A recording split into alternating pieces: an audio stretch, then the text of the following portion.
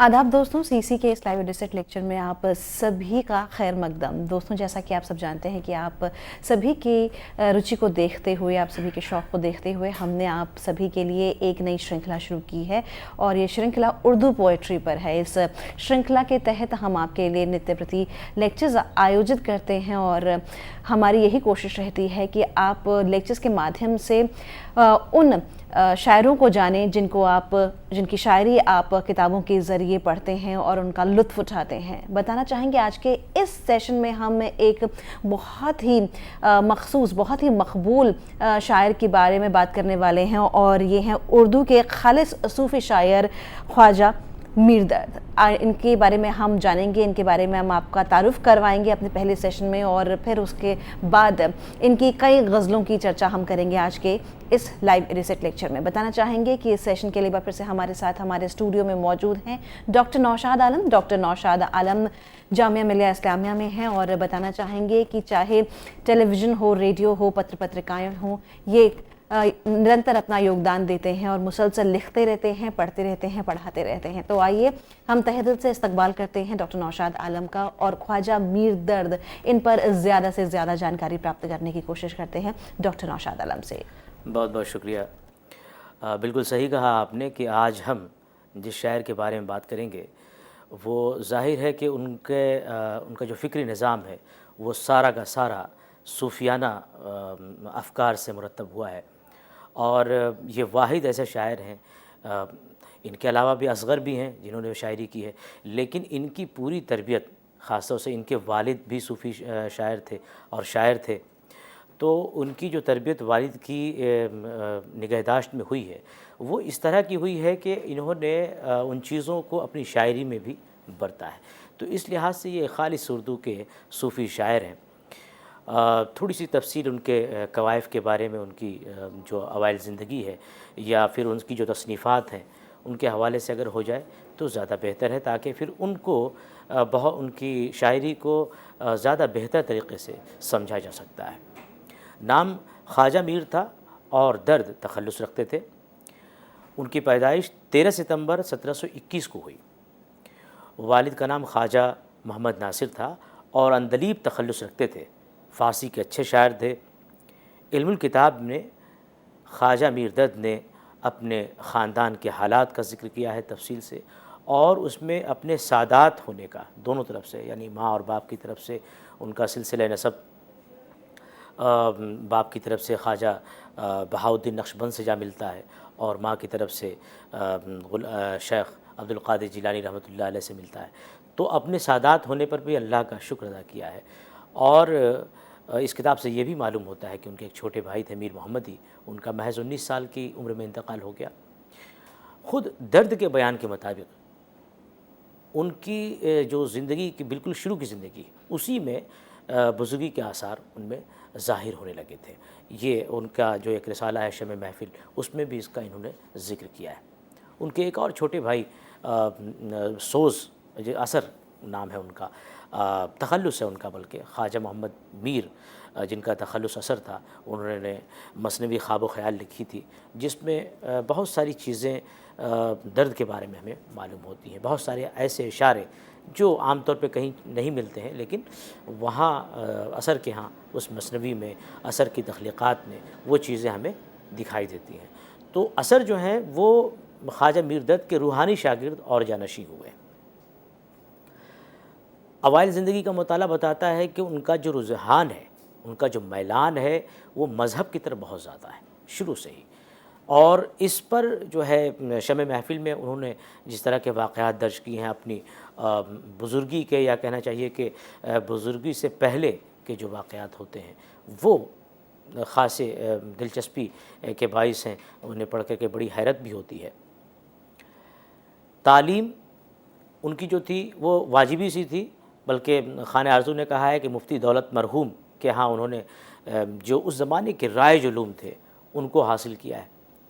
اور بہت زیادہ وقت نہیں بتایا تعلیم کے اندر، لیکن عجب کہنا چاہیے حیرت ہوتی ہے کہ ایک ایسا آدمی جس نے بہت زیادہ وقت نہیں بتایا، اس کے باوجود اس کی جو شاعری ہے یا اس کا جو کوانٹم آف ورک ہے دیکھ کے، جیسے کہ ان کی جو تصنیفات ہیں، تصنیفات کا جو ایک ولیوم ہے، اسے دیکھ کے نہیں لگتا کہ یہ آدمی کم پڑھا لکھا ہوگا۔ وہ کہنا چاہیے معقولات کی بات ہو، اصول فقہ کی بات ہو، تصوف کے دیگر مسائل کی بات ہو، ہر جگہ پر ان کا جو اپنا ایک خاص زور ہے، یا کہنا چاہیے جو ان کی کثرت تصانیف ہے، اس سے اندازہ ہوتا ہے کہ بہت اور جس طرح سے اس میں دلائل اور تصنیفات کا ذکر ہے، ان سے اندازہ ہوتا ہے کہ انہوں نے بہت تخلیقی صلاحیت کے ساتھ ساتھ تنقیدی صلاحیت بہم پہنچائی تھی، اور یہ خاص ان کے والد جو خواجہ ناصر اندلیب تھے، ان کی تربیت کا نتیجہ تھا۔ نالہ اندلیب میں خود جو کہ خواجہ ناصر اندلیب کی کتاب ہے، اس میں اپنے امی ہونے کا اعتراف کیا ہے، تو اس سے یہ سمجھ میں آتا ہے کہ ان کے خاندان میں جو علم کا ماحول ہے وہ کچھ کسبی نہیں بلکہ وہبی علم ہے، کہ ان کو قدرت کی طرف سے ودیت کیا گیا ہے بہت سارے ایسے علوم، بہت ساری ایسی جو سمجھ ہے۔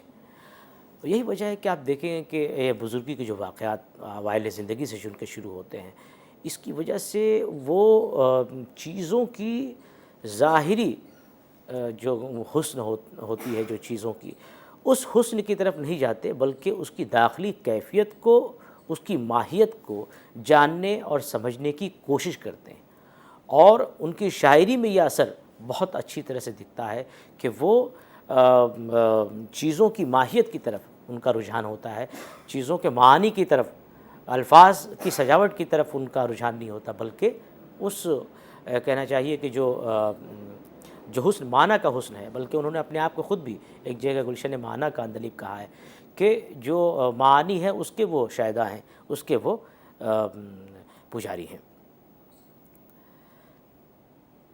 خواجہ میر درد کی زندگی پر جو نالہ اندلیب کا یا ان کے والد کا جو اثر ہے، اس کی وجہ سے ہم دیکھتے ہیں کہ جو مسالک کی کتابیں ہیں، سیر و سلوک کی کتابیں ہیں، مثلا بہت اہم اور بنیادی کتابیں جیسے فصوص الحکم ہے، عوارف المعارف ہے، فتوحات مکیہ ہے، انہوں نے وہ فائدہ نہیں پہنچا ان کتابوں سے جو فائدہ کہ ان کے والد کی تربیت اور ان کی خاص صحبت سے انہیں پہنچا ہے۔ تو یہ بلکہ نالہ اندلیب لکھنے میں ان کا بڑا اہم رول ہے کہ والد صاحب ان کے قصہ بولتے جاتے تھے، اور قصے میں کیا تھا، گل و بلبل کا ایک تمثیلی قصہ ہے جس میں حسن و عشق کی داستان، موضوعات کے تنوع اور اسلوب بیان کی دلکشی موجود ہے۔ نالہ اندلیب کے اندر انہوں نے گل و بلبل کا قصہ بیان کیا ہے جس میں حسن و عشق کے تصورات کو تمثیلی انداز میں پیش کیا ہے، تو وہ بولتے جاتے ہیں والد صاحب اور درد اسے لکھتے جاتے ہیں۔ یہاں سے ان کی جو ایک تربیت ہوئی ہے وہ بہت ہی ایک الگ ان کو کہنا چاہیے مرحلے میں ان کو لے گئی ہے، اور ان کی ذہنی تربیت میں اس کتاب کا بہت اہم رول ہے۔ ان کے والد نے ایک طریقہ شروع کیا تھا، طریقہ محمدیہ۔ یہ طریقہ بیسیکلی بنیادی طور پر قرآن اور سنت کی پیروی اور اس کے تتبع کا طریقہ تھا، اور اس کے سب سے پہلے جو مرید تھے وہ خود درد تھے۔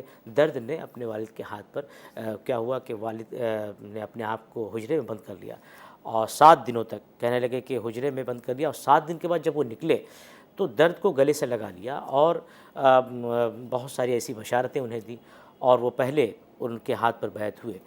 تو یہ جو واقعہ پیش آیا ہے، جو بیعت کا واقعہ پیش آیا ہے، وہ 13-14 برس کی عمر میں پیش آیا ہے درد کو۔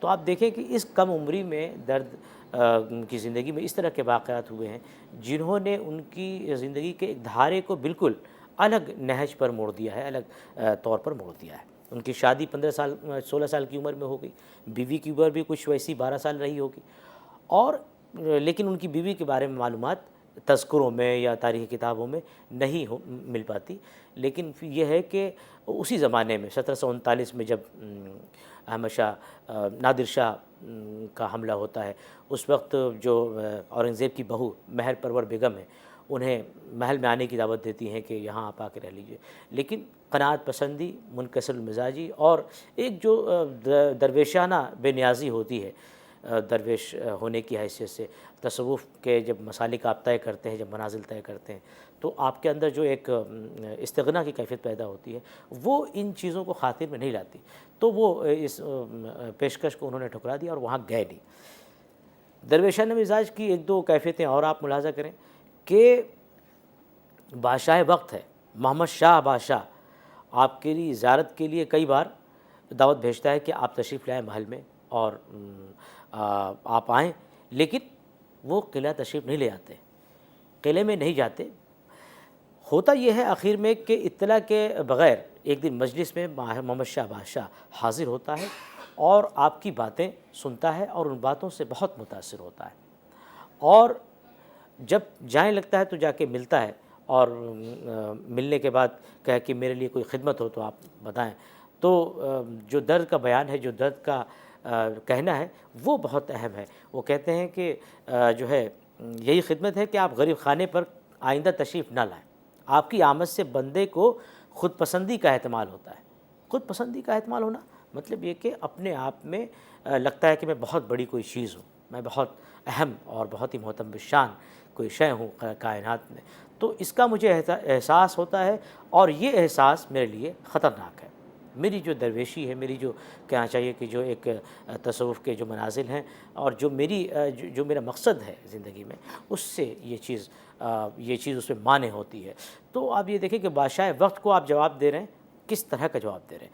تو محمد شاہ بادشاہ جب دربار وہاں سے نکلا ہے مجلس سے تو کہتا ہے کہ وہ یہ واقعی آل رسول ہے، کہ یہ یعنی بادشاہ کو اس طرح کی باتیں کہنا کہ آپ آئندہ تشریف نہ لائیں کیونکہ مجھے خود پسندی کا احتمال ہوتا ہے، یہ واقعتاً جو صوفی منش آدمی ہوتا ہے، جو مزاجاً اور طبیعتاً بالکل دنیا کی جو علائشیں ہیں، دنیا سے اپنی پسند و ناپسند کو اس نے کسی چیز کے حوالے کر دیا، اپنی مرشد کے حوالے کر دیا ہے، اور جو اللہ کی طرف لو لگائے ہوئے ہیں۔ تو یہ ایک واقعہ ہوا جو ان کے مزاج کو واضح کرتا ہے، ان کی جو صوفی صفت، ان کی جو طبیعت ہے اس کو واضح کرتا ہے۔ ایک دوسرا واقعہ، درد کی مجلس میں شاہ عالم بادشاہ بغیر اطلاع کے حاضر ہو جاتا ہے۔ درد کی مجلس میں بیٹھنے کے آداب تھے۔ جس دن شاہ عالم آیا اس دن اس کے پیر میں کچھ تکلیف تھی۔ بیٹھنے کا درد کے جو مجلس میں آداب تھے وہ یہ تھے کہ دو زانو بیٹھتے تھے اور خود درد بھی اس کا اہتمام کرتے تھے۔ اب بادشاہ کو پیر میں تکلیف کی وجہ سے وہ اس طرح نہیں بیٹھ سکے جیسا کہ اس مجلس کے آداب ہوا کرتے تھے، تو بات ناگوار گزری درد کو اور اپنی ناپسندی کا اظہار کیا اور کہا کہ یہ بات اس فقیر کی مجلس کے آداب کے خلاف ہے۔ بادشاہ شرمندہ ہوا اور اپنی تکلیف کی وجہ بتائی، اپنی تکلیف بتائی۔ درد نے کہا کہ ایسی بات تھی تو آنا کیا ضروری تھا۔ اب آپ یہ دیکھیں کہ کوئی شخص جو ہے بادشاہ کو اس طرح کی باتیں کہہ دے رہا ہے کہ آپ ہماری مجلس میں تشریف نہ لائیں کیونکہ مجھے خود پسندی کا احتمال ہوتا ہے، اور دوسری طرف دوسرے بادشاہ کو یہ کہنا کہ اگر تکلیف تھی تو آنا کیا ضروری تھا، نہیں آتے۔ تو یہ کہیں نہ کہیں یہ محض دو واقعے ایسے ہیں، یہ بہت سارے واقعے ہیں لیکن ان صرف دو واقعوں سے آپ اندازہ کر سکتے ہیں کہ جو درد کے مزاج میں جو صوفیت کا میلان ہے، جو صوفی رجحان ہے، صوفیانہ رجحان ہے، وہ کتنے بڑے پیمانے پر ہے۔ درد کے شعری تربیت کی بات کریں تو خواجہ میر ناصر جو خود شاعر تھے، انہوں نے بڑی اچھی تربیت کی۔ ان کو سعد اللہ گلشن سے اس لیے عقیدت تھی کہ وہ بھی موسیقی میں ان کا خسرو ثانی لقب تھا، اور اس کی وجہ سے خواجہ ناصر اندلیب چونکہ خود ان کو بھی موسیقی سے لگاؤ تھا، اور اسی وجہ سے خواجہ زبیر سے بیعت ہونے کے باوجود سعد اللہ گلشن سے ان کا لگاؤ کافی اہم تھا۔ تو یہ چیزیں درد کے ہاں بھی منتقل ہوئیں۔ درد میر اثر کی جو خواب و خیال مثنوی ہے اس میں آپ دیکھیں کہ اس میں بہت ساری چیزیں، مثلاً کہنا چاہیے کہ اس میں ٹھمری ہے اور بہت ساری ایسی جو موسیقی سے متعلق چیزیں ہیں ان کا بیان وہ اسی سلسلے سے، یعنی خواجہ ناصر اندلیب نے سعد اللہ گلشن سے نہیں، اور سعد اللہ گلشن کے حوالے سے اور اندلیب کے حوالے سے خواجہ میر درد تک منتقل ہوئی۔ تو یہ تربیت کا ایک نظام تھا جو آپ دیکھتے ہیں کہ کہیں نہ کہیں کسی نہ کسی طور پر وہ خواجہ میر درد کو متاثر کر رہا ہے۔ خانہ آرزو کے ہاں آتے جاتے تھے تذکرہ، بلکہ ان کے ہاں جو ہے خواجہ ناصر کے قریب تھے، اسی زمانے میں خانہ آرزو بھی تھے، خانہ آرزو کے ہاں یہ آتے جاتے تھے، اور ان کے ہاں ایک مجلس ہوا کرتی تھی، مجلس ریختہ گویان ہندی۔ اس مشاعرے میں وہ 15 تاریخ کو شریک ہوا کرتے تھے۔ اورنگزیب کے زمانے میں ان کی جو صاحبزادی تھی زینت النساء بیگم، انہوں نے ایک زینت المساجد نام کی مسجد بنائی، جس میں یہ ایک مقام تھا جہاں پر اس عہد کے صوفی شعراء جمع ہوتے تھے، اور وہاں مشاعرے میں ہر 15 تاریخ کو مشاعرہ ہوتا تھا، جس کے خواجہ ناصر جو ہے بہت اہم رکن تھے۔ اور میر تقی میر سے خواجہ میر درد کی جو ملاقات ہے وہ یہیں اسی زینت المساجد میں ملاقات ہے۔ خواجہ ناصر کے بعد کے انتقال کے بعد یہ سلسلہ قائم نہیں رہ سکا۔ پھر دلی کے حالات کچھ ایسے ہوئے کہ دلی کی جو مجلسی زندگی تھی وہ بہت درہم برہم ہوئی، تو خواجہ میر درد نے اس مجلس کو، جو کہ مشاعرہ تھا زینت المساجد میں ہوا کرتا تھا، سفارش کی خواجہ میر تقی میر سے کہ یہ اپنے ہاں یہ ریختہ کی مجلس کا اہتمام کریں، جس کو انہوں نے قبول کر لیا۔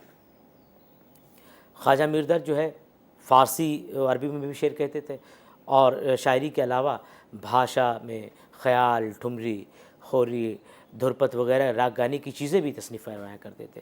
اور یہ جیسا کہ میں نے ذکر کیا آپ سے کہ خواجہ ناصر اندلیب کا جو تعلق تھا سعد اللہ گلشن سے، جنہیں موسیقی میں کافی لگاؤ تھا، وہاں سے یہ چیز منتقل ہو کر کے درد کے ہاں آئی ہے۔ تو یہ چیزیں وہ لکھتے تھے، اور ان کا حوالہ ہمیں ملتا ہے اثر کی جو مثنوی ہے خواب و خیال میں، اس کی طرف اشارے ملتے ہیں۔ دلچسپ بات یہ ہے کہ تصوف کے جو دیگر سلسلے ہیں، مثلا چشتیہ ہے، قادریہ ہے، سہروردیہ ہے، اس کے مقابلے میں نقشبندیہ کا جو کہنا چاہیے کہ اس کے ہاں جو شریعت کے احکام کی پابندی ہے وہ کچھ زیادہ ہے، لیکن اس کے باوجود درد جو ہے موسیقی اور سماع کی محفلوں میں دلچسپی لیتے ہیں۔ بہت بار ان سے اس پہ سوال بھی ہوا، تو انہوں نے ایک بار سوال ہوا تو انہوں نے کہا کہ بھائی یہ جو ہے ہمارے ہاں منع تو ہے، لیکن میں اس میں یہ ایک غیبی ابتلا ہے میرے لیے، یعنی میں غیب کی طرف سے اس میں مبتلا کر دیا گیا ہوں، یہ اس میں میرا کوئی دخل نہیں ہے۔ مختلف تصانیف ان کے حوالے سے ملتی ہیں کہ پہلی تصنیف درد کی جو ہے وہ اسرار الصلاح ہے، اسرار الصلاۃ ہے، اس میں یہ فارسی کی پہلی تصنیف ہے ان کی، اس پہ انہوں نے نماز کے جو ہے روحانی نکات کو بیان کیا ہے۔ رسالہ واردات، اس میں باطنی مشاہدات اور قلبی واردات کو ربائی کے حیث میں بیان کیا ہے، اور اس میں 111 رباعیاں ہیں، اور اسی کتاب کی یعنی واردات جو کتاب ہے رسالہ واردات، اس کتاب کی تفصیل موجود ہے کہ اس میں علم الکتاب میں یہ کتاب اپنے مباحث اور پیشکش کے انداز کی وجہ سے تصوف کے مسائل کا انسائکلوپیڈیا مانا جاتا ہے۔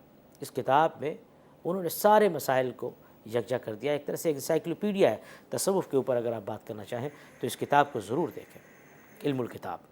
رسالہ اربع، 4 رسائل جو انہوں نے وہ کیے، نالہ درد، آہ سرد، درد محفل اور شمع محفل کے نام سے۔ تو یہ اس طرح سے انہوں نے کتابیں لکھی ہیں۔ پھر دیوان فارسی ہے جس میں 148 صفحات ہے، اور اردو کا جو دیوان ہے ان کا مختصر دیوان ہے، کہنا چاہیے کہ انتخاب ہے، اور 1500 اشعار پر مشتمل ہے، جس میں زیادہ تر غزلیں ہیں اور 4 مخمس سے ایک ترکیب بند ہے، رباعیاں بھی اس دیوان میں شامل ہیں۔ درد کے جو کہنا چاہیے کہ جو شاگرد ہیں، قیام الدین قائم ہیں، میر حسن ہیں، ان کے علاوہ کلیم ثناء اللہ خان فراق ہیں، مرزا اسماعیل طیش ہیں، شاہ محمد بیدار ہیں۔ ان کے علاوہ جو معاصرین ہیں درد کے، وہ بھی خاصے نمایاں لوگ ہیں۔ مرزا مظہر جانے جانا ہے، میر عبدالحی ہیں، خواجہ میر تقی میر ہیں، اور اسی طرح سے مرزا محمد رفیع سودا، یہ سارے لوگ ان کے ہم عصر شعراء میں داخل ہیں۔ ہم عصر شعراء کے علاوہ میر سوز بھی ان کے ہم عصر شاعروں میں شامل ہیں۔ درد کا فکری نظام جو آپ سمجھ رہے ہیں وہ یہ ہے کہ وہ تصوف کے اعتبار سے ان کے ہاں جس طرح کی تصوف کتابیں ملتی ہیں، جس طرح سے ان کی تربیت ہوئی ہے، وہ تصوف کی اصطلاحات کو اپنی شاعری میں استعمال کرتے ہیں۔ فنا فی الشیخ، تصور عشق، بقا باللہ، توحید مطلق، وطن در سفر، یہ ایک خاص اصطلاح ہے نقشبندیہ کی۔ وطن در سفر سے تصور یہ ہے کہ سالک جو ہے بشری خصائل اور مذموم انسانی صفات سے خود کو آزاد کرتا ہے، ترک کر کے اطاعت اور فرمانبرداری کی اچھی صفات حاصل کرتا ہے۔ تو یہ ساری چیزیں اس کے اندر میں واقع ہو رہی ہیں، اسی درد کہتے ہیں۔ نقشبندیہ کا کہنا ہے، جو سلسلہ ہے اس کا کہنا ہے کہ وطن در سفر، یعنی اس پورے جسم کو، ظاہری جسم کو وطن مانا، اور اس کے اندر وہ سفر جاری ہے کہ میں اپنی خراب عادتوں کو چھوڑ رہا ہوں، اور آدمی اپنی خراب عادتوں کو چھوڑ کر کے اچھی عادتوں کو حاصل کرتا ہے۔ تو یہ وطن در سفر ہے، سفر در وطن نہیں ہے۔ پورے جسم کو وطن مانا، اور وطن کے اندر یہ چیزیں واقع ہو رہی ہیں۔ تو یہ روحانی سیر اللہ کی دلیل ہے۔ خلوت در انجمن، یعنی انجمن کے درمیان بیٹھے اس کے بعد بھی آپ کے اندر خلوت ہے، وہ اپنی ایک جگہ نکال لیتے۔ عقل محض، درد کا خیال تھا کہ بیوقوف شخص کی صحبت سے بچنا چاہیے، اور لیکن ساتھ میں یہ بھی کہنا تھا کہ عاقل عیار، یعنی ایسا آدمی جو ہوشیار اور چالاک، جو اپنے کم سے کم فائدے کے لیے، یا اگر فائدہ اس کو 10 سال بعد ملنا ہے اور آپ کا امیڈیٹ اس سے نقصان ہو رہا ہے، اس سے بھی وہ گریز نہیں کرے۔ تو عاقل عیار سے بھی پرہیز کرنا چاہیے، بیوقوف شخص کی صحبت سے بچنا چاہیے، اور عاقل عیار کی صحبت سے بھی پرہیز لازم ہے۔ وہ نافہم کسی چیز کے حسن و خوب کو نہیں دیکھتا، اور یہ پروہم محض شکوک و شبہات کے خوف ریزے چنتا رہتا ہے۔ اب درد کے کلام کے اندر جو خصوصیات پائی جاتی ہیں، ان کے حوالے سے مختصر گفتگو بھی ضروری ہے کہ درد جو ہے، درد کے کلام میں مخصوص لفظیات، لہجے کی نرمی، دھیما پن، جذبات کی نوعیت، یہ ساری چیزیں ان کی شخصیت کا کلیدی عنصر ہیں۔ یہ صوفیانہ تجربے، یعنی جذبات کی ملائمیت اور نرمی، یہ جو صوفیانہ تجربے ہیں وہ برائے شعر گفتن نہیں ہے۔ برائے شعر گفتن کا مطلب ہوتا ہے کہ بس کہنے کے لیے کہہ دی گئی۔ یہ ساری چیزیں جو جذبات کی نرمی ہے، کہنا چاہیے مخصوص لفظیات ہیں، جذبات کا جو دھیما پن ہے، لہجے کی جو نرمی ہے، یہ غزل کی روایت اور اس کے فنی تقاضوں سے ہم آہنگ ہے، اور یہ ساری کی ساری چیزیں ان کے اپنے مخصوص تجربے جو کہ تصوف میں انہوں نے کیے تھے، ان کی ترجمان ہیں۔ ان کی شاعری میں ایسے مقامات آتے ہیں جہاں پر بہت ہی، آپ جب اشعار پڑھیں گے، ان کی غزلیں جب ہم پڑھیں گے، تو ان چیزوں میں آپ دیکھیے گا کہ ان کی پوری غزلوں میں جو خاص بات ہے وہ سوز ہے، وہ ایک نرمی ہے، ایک لوچ ہے، جو بہت کم جگہوں پہ دکھائی دیتی ہے۔ اور وہ پیدا کیسے ہوتی ہے؟ جب رقت قلب ہو، اور رقت قلب کے ساتھ صفائی قلب جب ہوگی، تب جا کر کے آپ کی بات میں وہ تاثیر پیدا ہوگی۔ درد یہ بھی کہتے ہیں کہ شاعری جو ہے وہ واردات کا بیان نہیں ہے، یعنی آپ کے دل پر جو کچھ بھی چیز گزرتی ہے، جو کیفیت بھی گزرتی ہے، وہ عشق کے حوالے سے ہو، وہ دنیا کے دوسرے مسائل کے حوالے سے ہو، جو کیفیتیں بھی آپ کے دل پر گزرتی ہیں، محض ان کا بیان شاعری نہیں ہے، بلکہ ان کو اپنے اندر تخلیقی طور پر جذب کرنے کا نام شاعری ہے۔ ان چیزوں کو کہتے ہیں کہ شاعری جو ہے اظہار سے زیادہ اخفاء کا نام ہے، یعنی جو چیز میں گزر رہی ہے اس کو محض بیان کر دینا، ایک ہوتا ہے راست انداز میں بیان کر دینا، ایک ہوتا ہے بالواسطہ انداز میں بیان کر دینا۔ تو اس طرح وہ کہنے کا جو ان کا مقصد ہے وہ یہ ہے کہ بالواسطہ انداز بیان اختیار کرتے ہوئے چیزوں کو پیش کیا جائے۔ اس حقیقت کو درد نے خوب سمجھا تھا، اور ان کے ہاں جو ایک چیز ہے کہ غزلوں کے اندر لاسمتی نہیں پائی جاتی ہے، انتشار کے بجائے اپنے آخری تجزیے میں ایک نامیاتی وحدت کا اشاریہ ہے۔ درد کی شاعری بھی اور درد کی زندگی بھی، یہ دونوں چیزیں اس نامیاتی وحدت کی بات کو ثابت کرتے ہیں۔ نامیاتی وحدت مطلب یہ ہے کہ شروع سے لے کے آخر تک، یعنی حیات جو شروع ہوئی ان کی زندگی کی جو ابتدائی ایام ہیں، وہاں سے آپ ان کے فکری نظام کو مربوط کیجئے اور زندگی کے آخر مرحلے تک تو دیکھیے، تو ایک خاص طور پر آپ کو دکھے گا کہ ایک فکر کی جو اکائی ہے وہ بلند سے بلند تر ہوتی جا رہی ہے، اور خیرات میں وسعت ہے، وہ وسیع سے وسیع تر مرحلے میں پہنچ رہی ہے، اور ایک خاص قسم کی اس میں نابیاتی، ایک کہنا چاہیے کہ اس میں زندگی ہے جو نمو پا رہی ہے۔ ایسا نہیں ہے کہ وہ کہیں اسٹیٹک ہو گئی ہے، کہیں جامد ہو گئی ہے، ایسا نہیں ہے، بالکل وہ ڈائنمک ہے، اس میں چینج آ رہا ہے، اس میں تبدیلی آ رہی ہے، اور ایک خاص قسم کی تبدیلی ہے جس میں وحدت ہے۔ چونکہ انہوں نے بہت ساری کتابیں لکھی اور ان کے سامنے تصوف کے مسالک اور منازل بہت ہی اچھی طرح سے واضح تھے، اس لیے یہ ساری چیزیں ان کے ہاں ایک مربوط انداز میں دکھتی ہیں۔ کلام میں تاثیر صفائے قلب اور دل پردرد سے پیدا ہوتی ہے، اس لیے کلام کے ظاہری حسن کو وہ لائق توجہ نہیں سمجھتے، اسی لیے سخن چینی کے بجائے معنی آشنائی پر توجہ دیتے ہیں۔ میں نے پہلے بھی ذکر کیا تھا کہ وہ اپنے آپ کو گلشن معنی کا اندلیب کہتے ہیں۔ غالب نے اپنے آپ کو کیا کہا تھا؟ گلشن ناآفریدہ کا اندلیب کہا تھا کہ میں اندلیب گلشن ناآفریدہ ہوں، کہ ایسے گلشن کا اندلیب ہوں جو ابھی پیدا نہیں ہوا ہے۔ لیکن خواجہ میردت کہتے ہیں کہ وہ گلشن معنی کے اندلیب ہیں، یعنی معنی کے اوپر وہ جان دیتے ہیں، اس کے اوپر وہ نثار ہوتے ہیں۔ ظاہری حسن ان کی نظر میں کوئی کہنا چاہیے کہ بہت بڑا محرک نہیں ہے شاعری کے لیے۔ صوفیہ کے نزدیک یہ دنیا جو ہے وہ پائیدار نہیں ہے، اس کو فنا ہونا ہے اور اس کو فنا لائق ہے۔ درد اس قول کو، یہ جو بیان ہے، یا جو کہنا چاہیے کہ یہ جو ایک اسٹیٹمنٹ ہے، اس پر وہ بہت اچھی طرح سے قائم ہے۔ ان کی زندگی میں بھی یہ چیز ہے اور ان کی شاعری میں بھی یہ چیز دکھتی ہے کہ وہ دنیا کو محض وہم سمجھتے ہیں۔ وجود حقیقی محض اللہ تعالیٰ کی ذات ہے، اور اللہ ہی کی ذات جو ہے وجود مطلق ہے، وہی باقی رہنے والی ہے۔ باقی یہ ساری چیزیں یہ وہم ہے جسے ہم کہتے ہیں مایا ہے، یہ ساری چیزیں فنا ہونی ہے۔ کل من علیہا فان، کہ جو بھی زمین کے اوپر چیزیں موجود ہیں وہ ساری کی ساری چیزیں فنا ہونے والی ہیں۔ کل من علیہا فان وجہ ربک ذو الجلال والاکرام، یہ قرآن کی ایک آیت ہے جو صوفیہ کے ہاں یہ خاص طور سے موجود ہے کہ یہ جو کائنات ہے یہ فنا ہونے والی ہے۔ اب دیکھیے کس طرح سے موجودات عالم اس وجود مطلق کی بہار کا جلوہ ہیں جو اپنی ذات میں تمام رنگوں اور قیدوں سے آزاد ہے، یعنی اللہ تعالیٰ کی ذات کے بارے میں کہہ رہے ہیں۔ اب دیکھیے کچھ شعر دیکھیے، جگ میں آ کر ادھر ادھر دیکھا، تو ہی نظر آیا جدھر دیکھا۔ یہ وحدت الوجود جو نظریہ ہے تصوف کا، اس کی بہت اچھی مثال ہے۔ نظر میرے دل کی پڑی درد کس پر، جدھر دیکھتا ہوں وہی روبرو ہے۔ کائنات اور اس کے تمام مظاہر کا یہ عرفان اس وقت حاصل ہوتا ہے جب سالک کو اپنی ذات کی پہچان ہو جاتی ہے۔ سالک کو اپنی ذات کی پہچان کب ہوتی ہے؟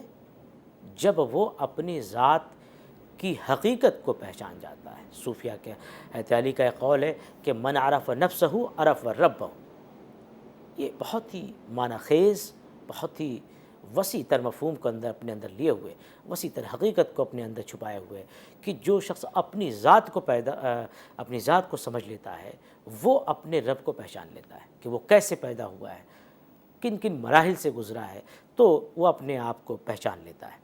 خدا تک پہنچنے کا یہ سفر دراصل سالک کا اپنے باطن میں سفر کرنا ہے۔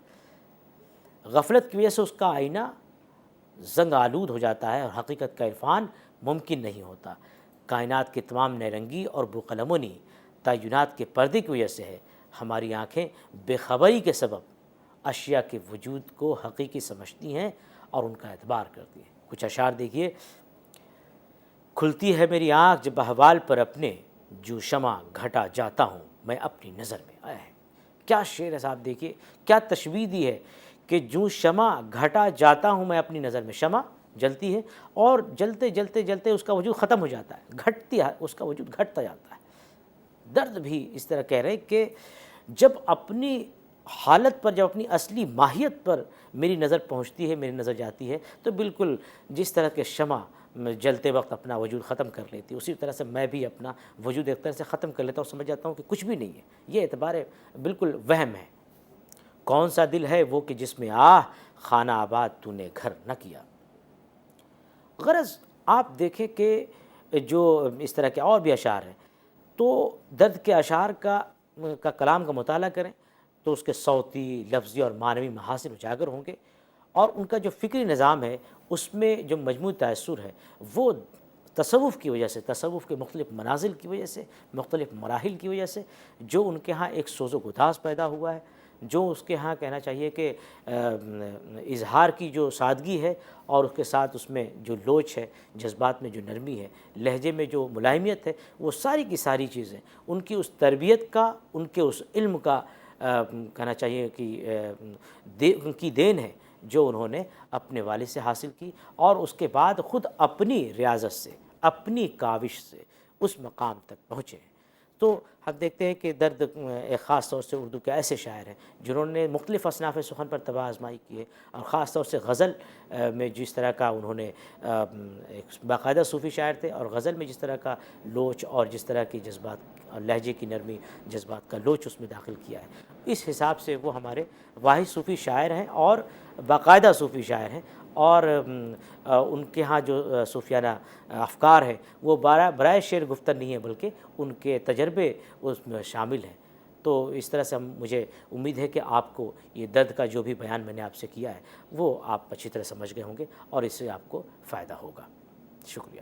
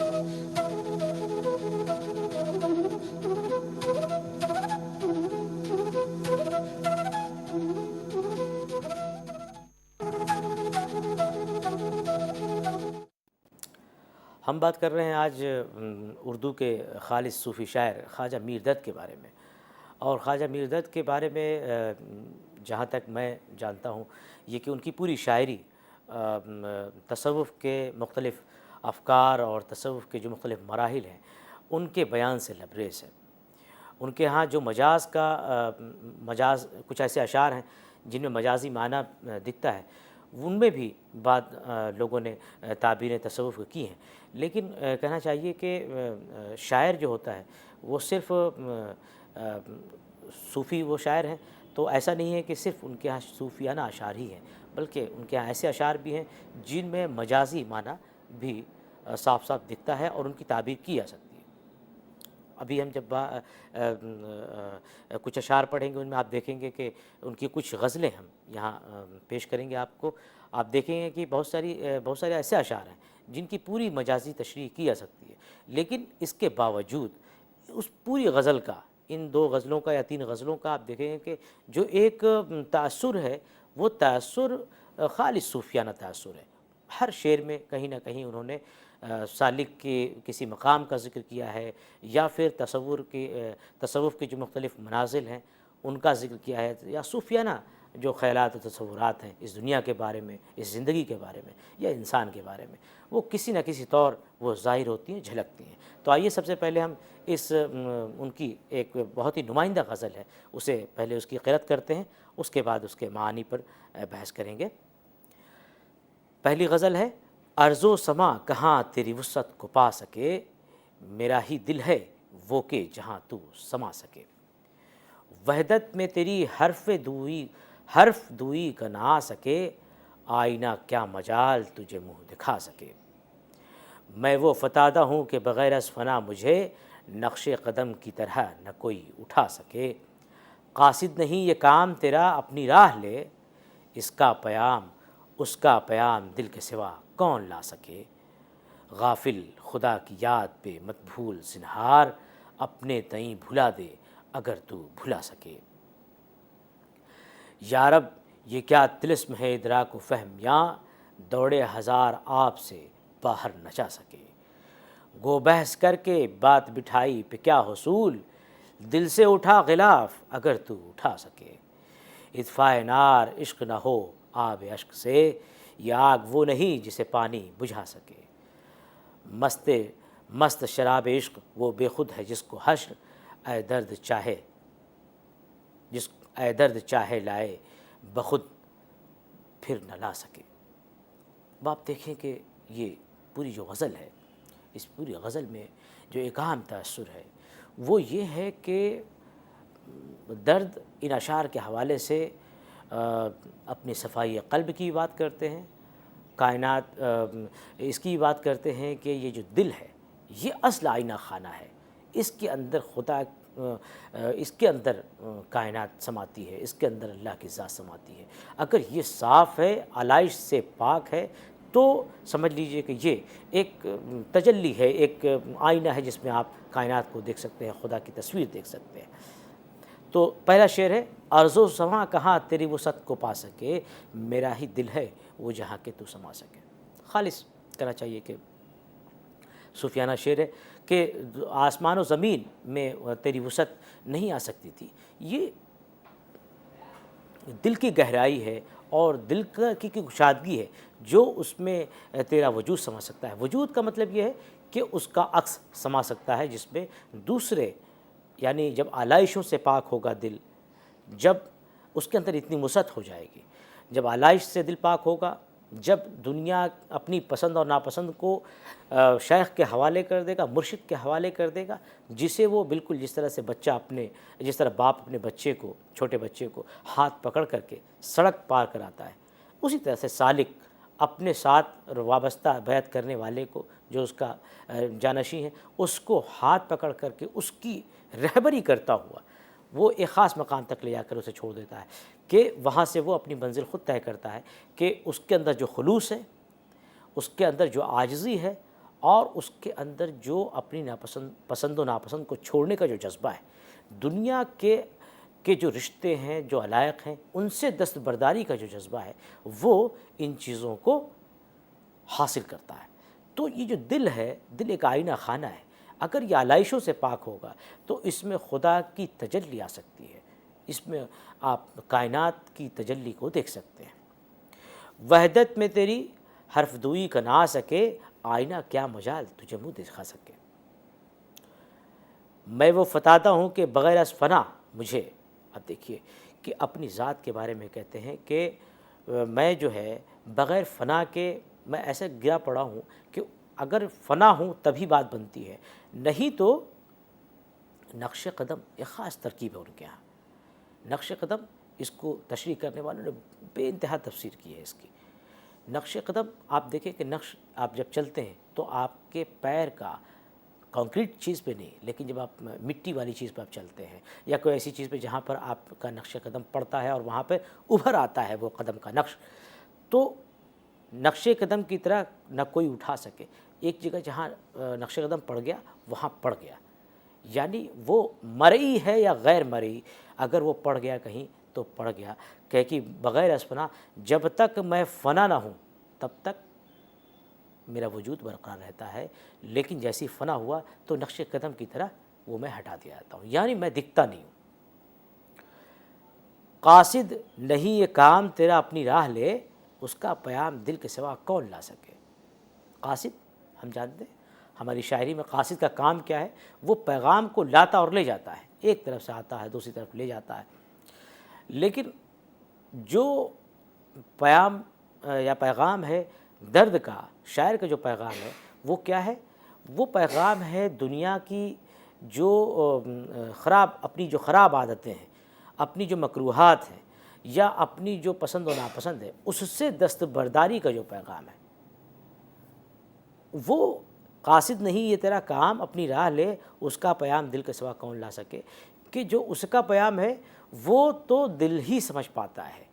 وہ تو جب یہ کون سا دل سمجھ پاتا ہے؟ وہ دل جو پاک ہوتا ہے، مصفہ ہوتا ہے، صاف شفاف ہوتا ہے دنیا کی آلائشوں سے، وہ دل ہی پا سکتا ہے.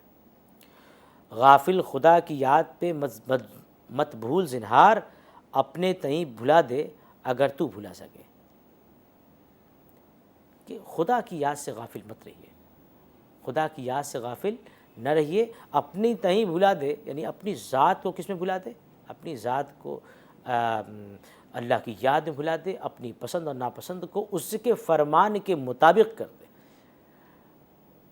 اپنے تئیں بھلا دے، اپنے تئیں یعنی اپنی ذات کو بھلا دے. تئیں کا مطلب یہاں پہ ذات سے ہے کہ اپنے تئیں بھلا دے اگر تو بھلا سکے.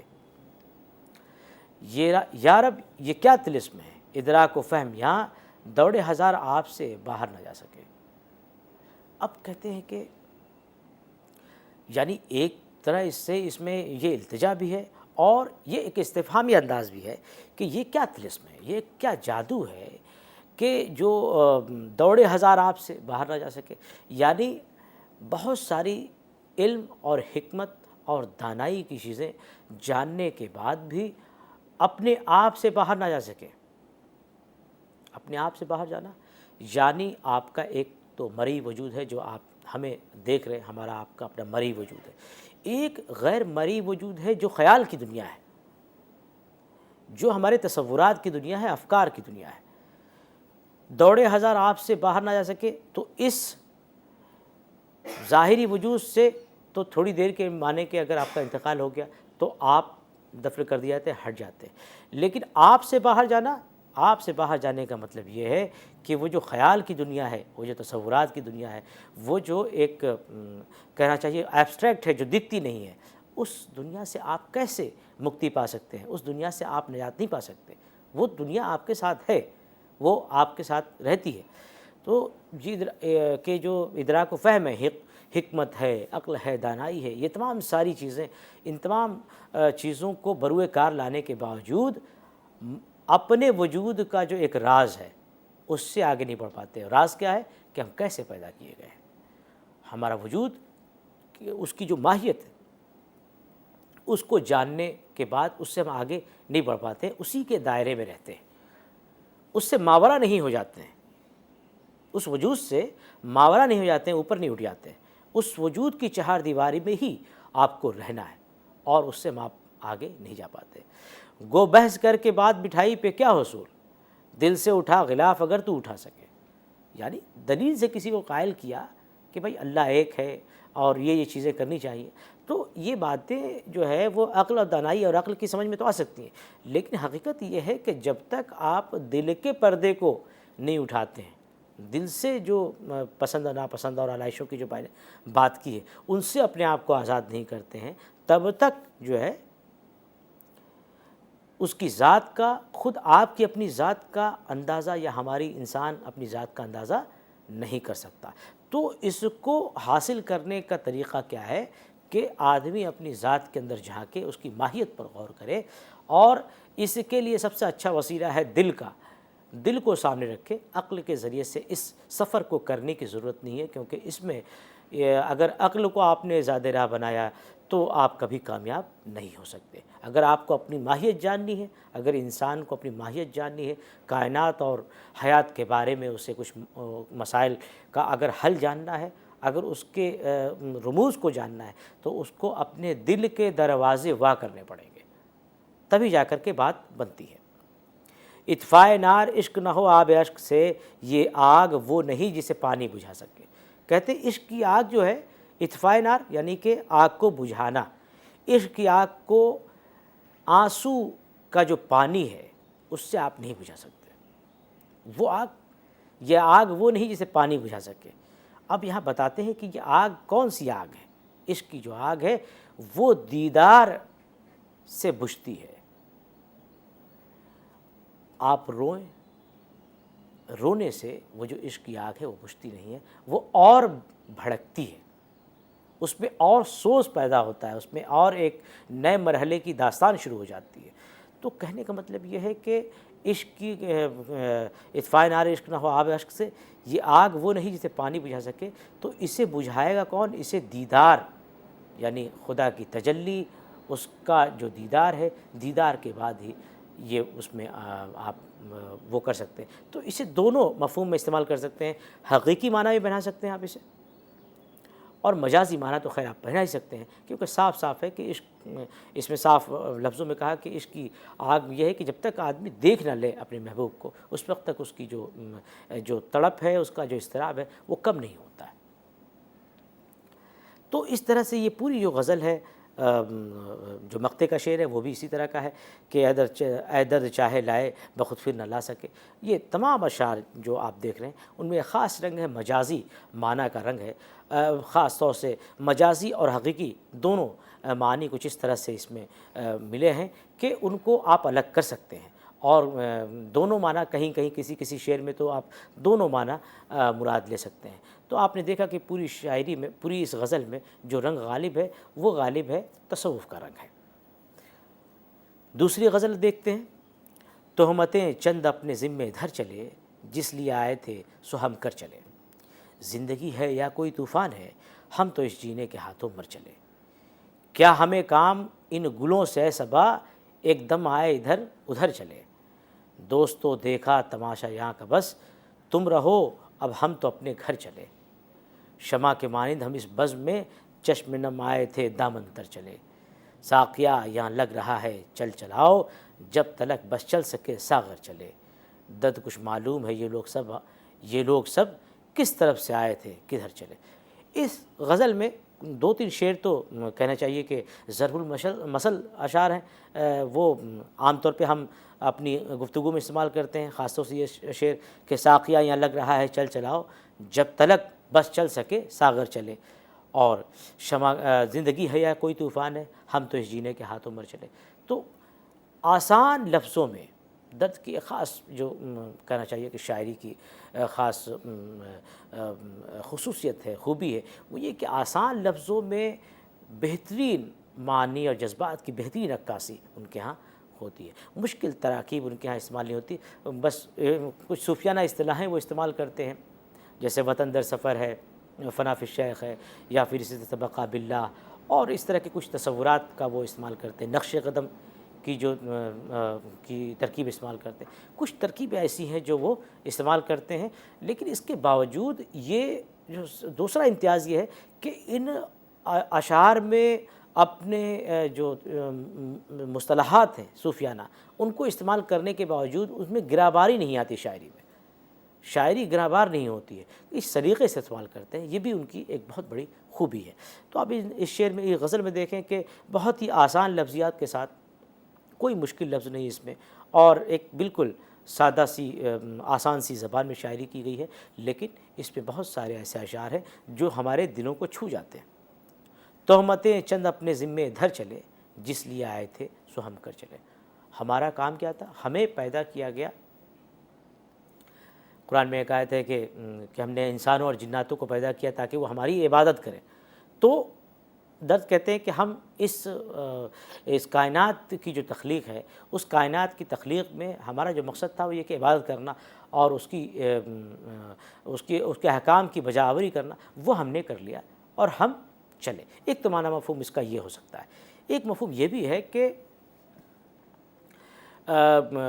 تخلیق کی جو اللہ کی خواہش تھی، یعنی اس مالک کائنات کی جو خواہش تھی، اس تخلیق کے ذریعے اس نے ہمیں پیدا کیا اور اپنی خواہش کی تکمیل کی، یعنی ایک دنیا کو، جہان کو بنایا، اور جہان کو بنا کر کے تہمتیں اپنے ذمہ دھر چلے، یعنی ہم جب دنیا میں آئے تو ہم نے جو مکروہات تھیں ان میں ہم مکروہات میں پڑے۔ یہ کہنا چاہیے کہ یہ دارالمحن ہے، دنیا جو ہے وہ آزمائشوں کا گھر ہے، اور اس آزمائش سے کوئی بھی زندہ صحیح سلامت نہیں جا سکا، کہ میر نے یہی کہا تھا کہ اسباب لٹا یہاں راہ میں ہر سفری کا، کہ آفاق کی منزل سے گیا کون سلامت۔ بالکل آپ دیکھیے کہ تہمتیں چند اپنے ذمے دھر چلے، جس لیے آئے تھے سو ہم کر چلے، اس مضمون وہی ہے، بس انداز بیان مختلف ہے کہ یہاں ہم آئے ضرور، لیکن اب اپنے ذمے تہمتیں کچھ دھر چلے، کہ اسباب لٹا یہاں میرا ہر سفری کا۔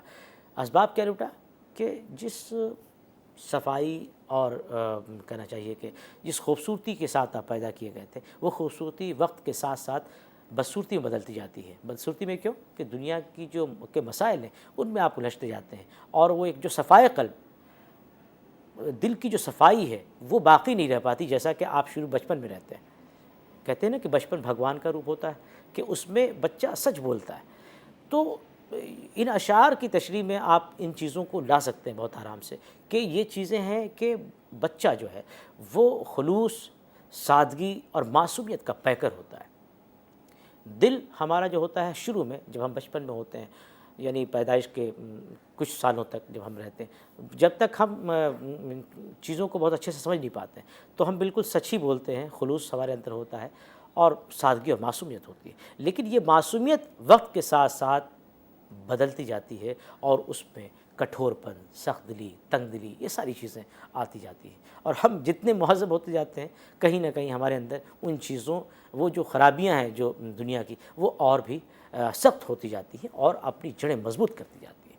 تو یہ کسی بھی شاعر کو پڑھتے وقت میں آپ سے یہ گزارش بھی کروں گا کہ اس شاعر تک محدود نہ رہیں، بلکہ اس عہد کے جو دوسرے شعراء ہیں ان کو بھی آپ اگر ان کی شاعری کو بھی اگر نظر میں رکھیں گے تو اس شاعر کے مفہوم کو سمجھنے میں آپ کو بہت مدد ملے گی. آپ جیسے کہ یہاں دیکھیں، تہمت چند اپنے ذمہ دھر چلے، میر کے اس شاعری کے حوالے سے میں نے آپ سے بات کی. زندگی ہے یا کوئی طوفان ہے، ہم تو جینے کے ہاتھوں مر چلے. اب اس شعر کو خاص اس تناظر میں دیکھیے کہ 1739 میں جو دلی کا جو ماحول ہے، تو ویسے ماحول میں اگر اس طرح کا کوئی شعر کہتا ہے تو یقیناً یہ شعر اس طرح کے ہی ماحول کی دین ہو سکتا ہے، کیونکہ ہر طرف افراتفری کا ماحول ہے، بے چینی ہے، سماجی زندگی بالکل درہم برہم ہو گئی ہے. تو ایسے میں شاعر ان چیزوں کو محسوس کرتا ہے اور اپنی شاعری میں ان چیزوں کو لاتا ہے کہ زندگی ہے یا کوئی طوفان ہے، ہم تو اس جینے کے ہاتھوں مر چلے. یعنی ایسا جینا تو سمجھ لیجیے کہ بالکل مرنے کے برابر ہے. یعنی ہم تو اس جینے کے ہاتھوں مر چلے، یعنی کہ جیا کیا، بالکل مر ہی گئے، مرنے کے برابر ہے یہ جینا. کیا ہمیں کام ان گلوں سے صبا، ایک دم آئے ادھر ادھر چلے. مطلب پل کا آنکھ، یعنی ایک کہنا چاہیے کہ چشم زدن میں فاصلہ طے ہوا ہماری زندگی کا. یعنی زندگی کے بارے میں کہتے ہیں کہ جیسے آپ پیدا ہوتے ہیں تو خیر مسلم گھرانوں میں یہ ہے معمول کہ اذان ہوتی ہے کان میں، اور جب آپ انتقال کرتے ہیں تو نماز پڑھائی جاتی ہے. تو زندگی کا جو وقفہ بیان کیا گیا وہ یہ کہ اذان اور نماز کے درمیان جو وقفہ ہوتا ہے 15 منٹ کا، جب آپ نماز پڑھتے ہیں 15 منٹ کا، 10 منٹ کا وقفہ ہوتا ہے، 20 منٹ کا. تو یہی زندگی، یعنی بہت ہی مختصر سی زندگی ہے کہ ہم تو ادھر آئے اور ادھر چلے. ہمیں یہ جو دنیا کی جو بہت ساری چیزیں ہیں، دنیا کی جو کہنا چاہیے کہ خوبصورتیاں ہیں، ان سے ہمیں کوئی سروکار نہیں ہے، بلکہ ہم تو آئے اور ادھر چلے. دوستو دیکھا تماشا یہاں کا بس، تم رہو اب ہم تو اپنے گھر چلے. اپنے گھر چلے یعنی ہمارا اصلی گھر تو وہی ہے، ہمیں مر کے تو یہ وہیں جانا ہے. تو یہ صوفیانہ افکار کی ان کی جو ایک جھلک ہے ان سب چیزوں میں، ان اشعار میں بھی جھلکتی ہے. شمع کے مانند ہم اس بزم میں، چشم نم آئے تھے دامن تر چلے. شمع کیا ہے؟ شمع کو آپ دیکھیے، جیسے آپ جلاتے ہیں چشم نم، دامن تر چلے. وہ جب آپ دیکھیں گے صبح میں تو وہ شمع جو پگھلتے پگھلتے وہ اس کے ذرات، یا کہنا چاہیے کہ اس کی جو لڑیاں ہیں وہ پگھل پگھل کر کے بالکل اخیر میں وہ آ جاتی ہیں. تو وہی کہہ رہے ہیں کہ دامن تر چلے. تشبیہات بھی آپ دیکھیں کہ اس طرح سے درد نے اپنی شاعری میں تشبیہات کا عمل دخل رکھا ہے کہ شمع کے مانند اس بزم میں کہ روتے ہوئے آئے تھے اور دامن تر چلے. دامن تر چلے کہ لوگ رو رو کر کے، جب آپ انتقال کرتے ہیں، جب اس دنیا سے جاتے ہیں تو لوگ رو رو کے اپنا دامن بھر لیتے ہیں. تو آپ جب آئے تو روتے ہوئے آئے، اور آپ جب جا رہے تو دامن تر ہے. ٹھیک اسی طرح سے مثال جیسے دی کہ شمع جو ہے آپ جلاتے ہیں تو دھیرے دھیرے چشم تم، اس کی جو آنکھ ہے وہ نم ہوتی ہے، اور جب وہ آخر میں صبح میں آپ دیکھتے ہیں تو بالکل اس کا دامن جو ہوتا ہے، یعنی نیچے کا حصہ، وہ بالکل اس کے ذرات ادھر ادھر بکھرے ہوتے ہیں، اور خود اس کی جو مین جو اہم ہوتی ہے شمع ہوتی ہے اس کے نیچے ساتھ میں لگ جاتے ہیں. تو یہ بالکل سامنے کی چیزیں سمجھنے کی مثالیں ہیں، سامنے کی تشبیہات ہیں. ساقیہ یا لگ رہا ہے چل چلاؤ، جب تلک بس چل سکے ساغر چلے. خالص کہنا چاہیے کہ مجازی شعر ہے کہ مجازی شعر یعنی کہ یہ عام روزمرہ کی زندگی کا شعر ہے کہ وہ اس طرح کے اشعار باندھتے ہیں، کس طرف سے آئے تھے کس طرف کو چلے۔ تو یہ ان کی ایک غزل ہے۔ ایک آخر میں ایک اور غزل ہے، تیسری غزل، وہ میں پہلے اس کی قرأت کرتا ہوں، اس کے بعد اس کے مطلب اس کا مفہوم پہ آئیں گے۔ مدرسہ یا دیر تھا یا کعبہ یا بت خانہ تھا، ہم سبھی مہمان تھے وہاں، تو ہی صاحب خانہ تھا۔ وائے نادانی کے وقت مرگ یہ ثابت ہوا، خواب تھا جو کچھ دیکھا جو سنا افسانہ تھا۔ حیف کہتے ہیں ہوا گلزار تاراج خزاں، آشنا اپنا بھی وہاں ایک سبزہ بیگانہ تھا۔ ہو گیا مہماں سرائے کثرت موہوم، آہ وہ دل خالی کے تیرا خاص خلوت خانہ تھا۔ بھول جا خوش رہ ابس دے سابقے مت یاد کر، درد یہ مذکور کیا ہے، آشنا تھا یا نہ تھا۔ یہ دو شعر اوپر کے تو بالکل آپ سمجھ لیجئے کہ وہ ہیں جو ضرب المثل شعر ہیں درد کے حوالے سے۔ مدرسہ یا دیر تھا یا کعبہ یا بت خانہ تھا، ہم سبھی مہمان تھے وہاں تو ہی صاحب خانہ تھا۔ یعنی جو مالک کائنات ہے، کائنات کے مالک کو ہی صاحب خانہ، یعنی صاحب خانہ کون ہوتا ہے؟ یعنی جو گھر کا مین مکھیا ہوتا ہے، گھر کا جو مالک ہوتا ہے اسے صاحب خانہ کہتے ہیں۔ تو ہی صاحب خانہ ہے۔ وہ یعنی جو مختلف مذاہب ہیں، ان مذاہب کے جو مظاہر ہیں، یعنی ہم عبادت کرنے مدرسے میں جاتے ہیں، کعبے میں جاتے ہیں، یا مندر جاتے ہیں، یا بت خانے جاتے ہیں، یا ان تمام جگہوں پہ یہ سب چیزیں مظاہر ہیں، لیکن اصل مالک تو وہی ہے۔ تو یہ بہت ہی مشہور شعر ہے ان کا، جس میں انہوں نے تصوف کی اس خاص مسلک کو واضح کیا ہے کہ اس پورے کائنات کو بنانے والی جو ذات ہے وہ ایک واحد ذات ہے، اور سب کو لوٹ کر کے سب کو وہیں جانا ہے۔ ہمارے طریقے الگ الگ ہو سکتے ہیں لیکن ہم ہیں ایک ہی جگہ کے۔ وائے نادانی کے وقت مرگ یہ ثابت ہوا، خواب تھا جو کچھ دیکھا جو سنا افسانہ تھا۔